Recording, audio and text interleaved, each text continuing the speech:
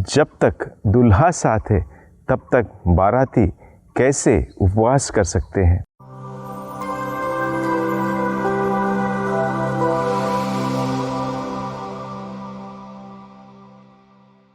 क्रिस्त में मेरे प्रिय भाइयों और बहनों, भोजन हमारी सबकी ज़रूरत है और इसी भोजन के कारण हम दिन रात इस संसार में कार्य करते रहते हैं। हर एक के कार्य करने का सबसे पहला उद्देश्य भोजन ही है और भोजन के बाद अन्य सारी चीज़ें।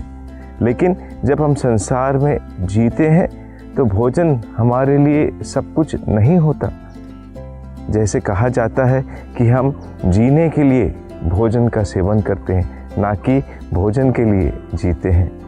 जो लोग केवल भोजन के लिए जीते हैं उन्हें हम क्रिस्तीय धर्म में एक बड़े पाप से माना जाता है, वह पेटूपन के शिकार हैं।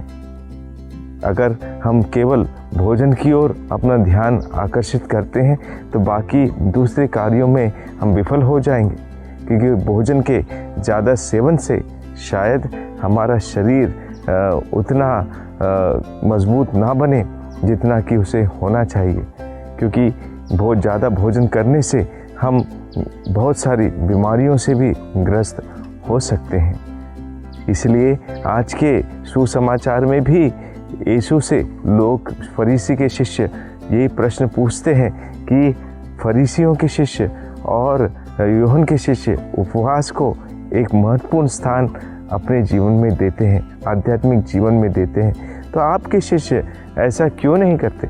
आप भी एक धर्मगुरु हैं, आप भी चाहते, अपने शिष्यों को आपका पालन करने के लिए बुलाते हैं, तो उपवास पर उन्हें शिक्षित क्यों नहीं करते? क्योंकि ये एक ऐसा अनुशासन है जो जीवन को नियंत्रित कर, शरीर को नियंत्रित करने में काफ़ी मददगार सिद्ध होता है। मेरे प्रिय भाई बहनों, यीशु जवाब में कहते हैं कि जब तक दूल्हा उनके साथ है तो वे कैसे उपवास कर सकते हैं। वे दिन आएंगे जब वे ज़रूर उपवास करेंगे।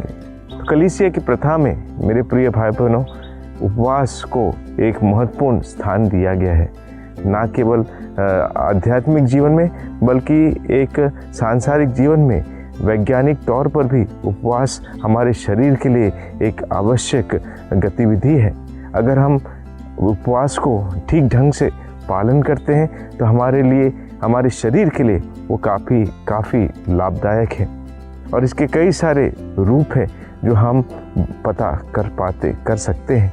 इसलिए इस प्रथा को जो कलीसिया हम तक पहुंचाती है, हमें भी इसका पालन करना सीखना चाहिए। हम जैसा कैथोलिक कलीसिया में दुखभोग के दिनों में हम उपवास करते हैं, कुछ जगहों पर आगमन काल के दिनों में भी लोग उपवास करते हैं। कुछ ऐसे लोग भी हैं जो पूरे वर्ष भर शुक्रवार के दिन, बुधवार के दिन या मंगलवार के दिन या अलग अलग दिनों को तय करके हफ्ते में एक दिन कम से कम उपवास करने का प्रयास करते हैं। एक अच्छी प्रथा है। उदाहरण के लिए अगर हम देखते हैं, जब हम लंबे सफ़र पर जाते हैं, अपनी गाड़ियों से जाते हैं, कुछ घंटों बाद या कुछ किलोमीटर तय करने के बाद हम चाय पीने या कुछ आराम करने रुकते हैं। ये आराम न केवल हमारे लिए है बल्कि गाड़ी के लिए भी है, क्योंकि इतना दूर चलने के बाद में गाड़ी का जो इंजन है बहुत ज़्यादा गर्म हो जाता है, और अगर समय रहते हम उसे रोककर ठंडा नहीं करेंगे तो शायद वो आग भी पकड़ सकता है। हमारे जीवन में भी, शरीर में भी कुछ ऐसी बातें हैं। हमारे शरीर में ईश्वर ने इस तरीके का निर्माण किया है कि वह 24 घंटा चलता रहता है, दिन रात चलता रहता है। लेकिन जब हम ऐसी प्रथाओं को हमारे जीवन में पालन करते हैं तो शरीर को भी आराम मिलता है और पुनः एक बार वो अपने आंतरिक जो भी शक्तियाँ हैं, उपवास करने से जो उसे आराम मिलता है, उस शक्तियों को वो अपने आप में फिर से पाने का प्रयास करके फिर एक बार तैयार होता है। तो मेरे प्रिय भाई बहनों, जैसा प्रभु ने इस वाक्य को आध्यात्मिक रूप दिया, हम कभी तो उदास नहीं रहना है, हर समय आनंदित रहना है। यही प्रभु का वचन हम सबों को थिस्सलुनीके के नाम पहला पत्र 5:16 से 18 में कहता है, हर समय आनंदित रहो, निरंतर प्रार्थना करते रहो और सब कुछ के लिए ईश्वर को धन्यवाद दो। जब ईश्वर हमारे साथ है तो कौन हमारे विरुद्ध हो सकता है। लेकिन जो ये प्रथाएं कलीसिया ने हम तक पहुंचाई है, आइए हम उसका पालन करना सीखें, ताकि वो ना केवल हमारे शरीर के लिए बल्कि एक आध्यात्मिक जीवन के लिए भी लाभकारी हो। आइए इस मतलब के लिए हम ईश्वर से प्रार्थना करें। आमीन।